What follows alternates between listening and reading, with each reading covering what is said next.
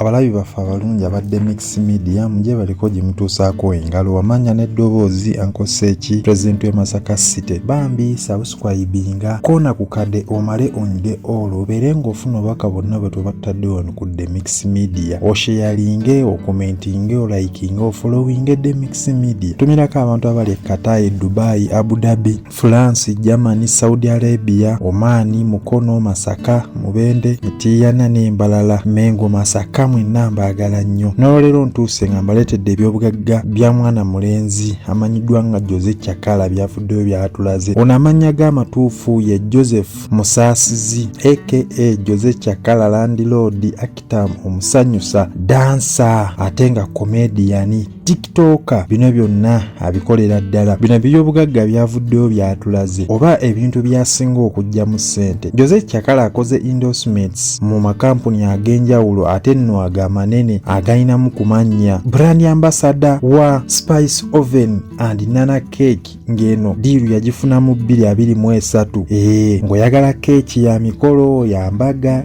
ya XO oba ya mukwano gwo oba za anniversary, ono brand ambassador waazo keeki yazikoledde ddala akatale.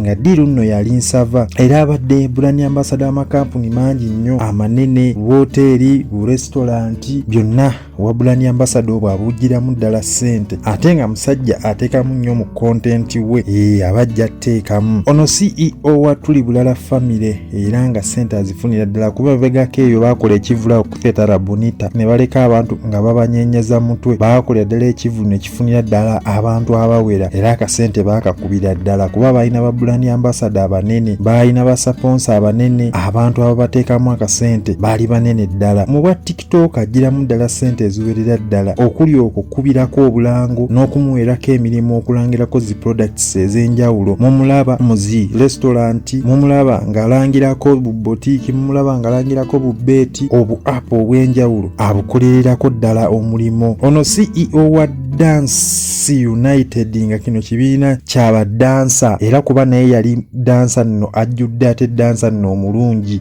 kuba yazinirako mu bibiina ebyenjawulo mu Wembley we yaziniramu nnyo wantu wangi nnyo we yazinira era ina n'ekyeto ekyagala okugenda mu Batrepes Ghetto Kids mu bwa dansa afuniramu ddala ssente nga ojja n'otwala abaana obawaayo ekyoja mu miro oba obawaayo kasente ne bazina mu video ne bazina ne mu firimu. YouTube channel emuweera ddala ssente nga kisinziira watya waba akoze kuba bo bu video abuteekayo ate abagobereza alina kuba ebintu bye babiraba ate ateeramu ddala ssente mu ezo zi kamera, amamotoka, ebyambalo byayambala, amakanzu ago n'amasuuti, content afaananikako wamma atunulikikako. Emmotoka ataddemu ddala ssente era emmotoka bazivugidde ddala ennene n'ezentini okuli zi Benz, zi BMW, zi Wish, zi Nuwa zino just zikola mirimu gyabwe singa babeera balina gye balaze. Alina poloti mu bitundu ebyenjawulo omuli mu Kampala muno n'ebuyo ng'ofulumya ebweru w'ekibuga era nga zino yateekamu n'ennyumba bazipangisiriza ddala. Mu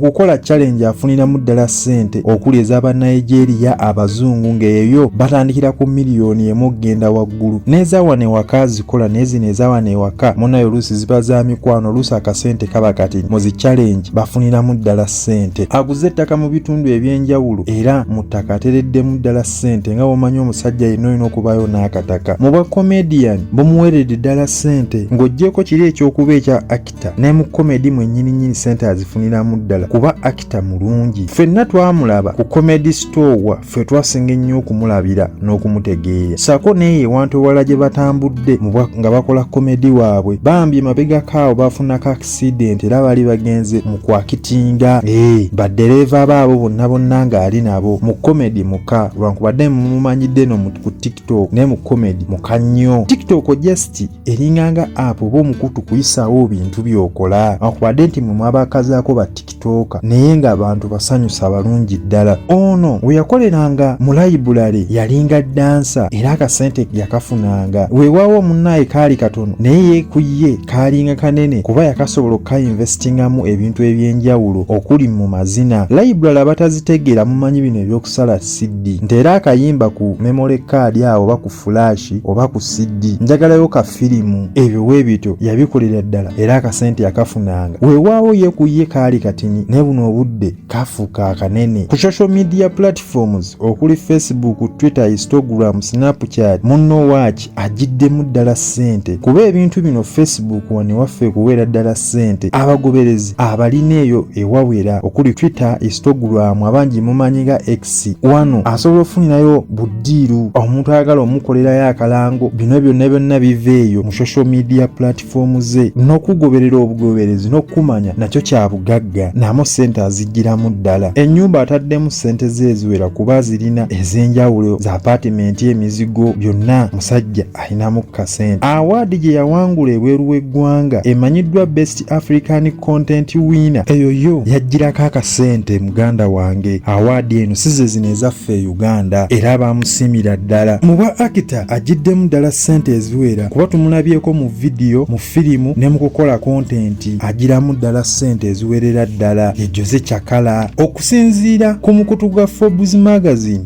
Jose Chakala abangi bamumanyi nga Joseph Musaasizi azitowa biliyoni emu ssente za wano ewaffe Uganda, nga ssente azisinze zijja ku social media, ku TikTok, endorsements zakola n'omwo bwa actor bwakola. Ng'okunoonyerezebwa kuno kwakolebwa 22 Desemba 2023 nga ye muvubuka asinga okuba smart waba akola vidiyo zaawo ku TikTok, mu comedy gwakola mu kwakitinga era ng'ateramu ddala ssente. Alinga nga muzannyi wa firimu, amamotoka ateekamu, amakamera alina gali ag'ettabbu, abazannyi bansasagge nnyo, ebifo ebinyirira, nga ye TikTok oba comedian asinga oteekeramu ddala ssente. Ye musajja avestingiramu ddala tova erina omunyooma. Bambi subscribinga, likinga, commentinga, sharinga The Mix Media era ogifollowinge. Nga mbajjukiza ng'ennaku z'omwezi 24 January 2025 Cricket Over omuyimbi King Saha amanyiddwa nga Mansuru Semada alinayo ekivulu tugende tumuwagire.